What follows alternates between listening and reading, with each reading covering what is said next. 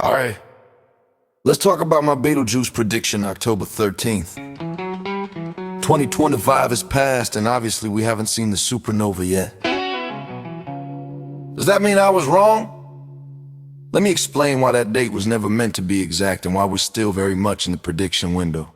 Here's what most people don't understand about predicting a supernova. Betelgeuse's massive, about 114 billion kilometers across. That's roughly 1 light year in diameter.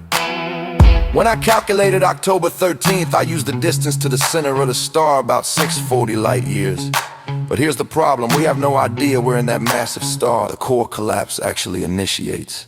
If the collapse happens at the dead center, October 13th would be accurate. But what if the core is off-center? What if it collapses toward the back of the star, away from us? Light would have to travel an extra half light year or more just to reach the surface facing Earth.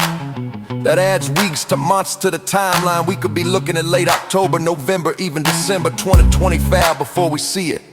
Think about this. Professional astronomers can't even tell us if Betelgeuse will explode in the next year or the next 100,000 years, yet some people expected me to nail it down to a single day. For a star that's a light year across, sitting 640 light years away, with an unknown core position, that's like trying to predict the exact second a building will collapse when you don't even know which floor the fire started on.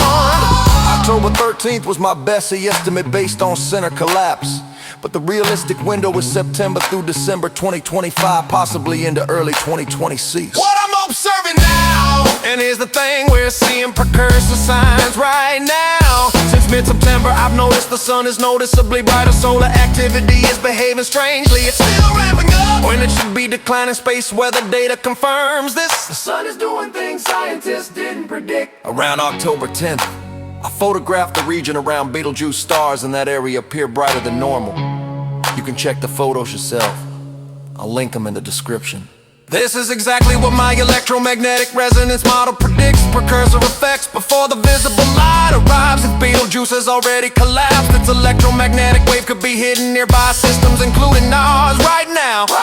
This isn't guesswork, my MRT model magnetic resonance theory shows that cosmic events create electromagnetic precursor waves that travel through space ahead of or alongside the light.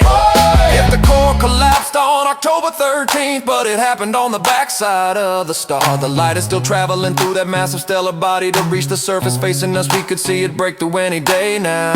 Look, I'm not claiming to be perfect. I'm one person working with limited data, trying to predict something professional astronomers with billion-dollar telescopes won't even attempt. But what I can say is this: my calculation method is sound. The geometry problem is real and adds uncertainty. The precursor signs I predicted are showing up. We're in the active window right now. So here's where we stand. Well, center collapse prediction, October 13, 2025. Well, front side collapse, September 2025. Well, back side collide, October, December 25. We are here. Extended window into early 20. See fifth core is significantly displaced. I'm still watching, the sun is still acting weird.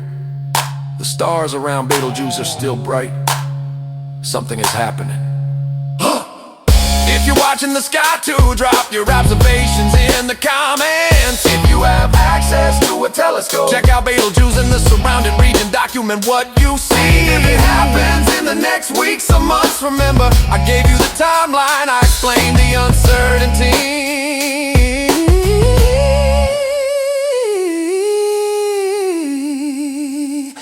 And I'm standing by my motto. October 13th wasn't a failure, it was the center point of a prediction window that accounts for real stellar physics. The collapse geometry matters, the core position matters, and we're still in the time frame. Stay tuned, this isn't over. You're teaching people something professionals won't tell them. Predicting cosmic events with this precision is hard, and anyone expecting a single-day accuracy for a light-year-wide star is being unrealistic thought. Please like, share, and subscribe to NinjaNsite. It's free and only takes a second to show your support. Please drop a comment and let me know what you think. Suggestions or requests, NinjaNsite and the Ninja Clan will help any way we can with love and truth. Thank you from the bottom of my heart for all of your support. All as one.